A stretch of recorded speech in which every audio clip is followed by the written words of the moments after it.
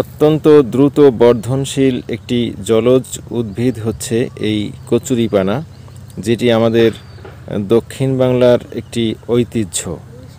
এর নানাবিধ ব্যবহার, বিশেষ করে একটি সুন্দর সুষম মাত্রার জৈব কম্পোস্ট সার প্রস্তুতিতে বিশাল ভূমিকা রয়েছে। কৃষিবিদদের মতে এটিতে উদ্ভিদের প্রয়োজনীয় প্রায় সব রকমের খনিজ পুষ্টি উপাদান এর ভেতরে থাকে এবং এর থেকে সার তৈরি করা অত্যন্ত সহজ।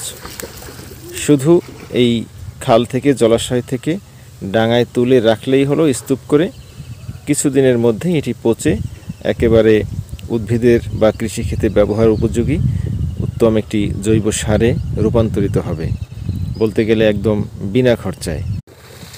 অত্যন্ত দ্রুত বর্ধনশীল একটি জলজ উদ্ভিদ হচ্ছে এই কচুরিপানা, যেটি আমাদের দক্ষিণ বাংলার একটি ঐতিহ্য।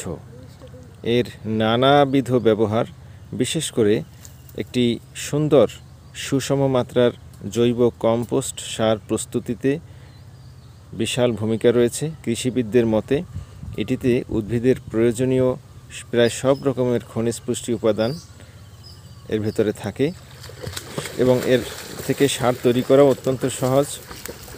শুধু এই খাল থেকে, জলাশয় থেকে ডাঙায় তুলে রাখলেই হলো স্তূপ করে।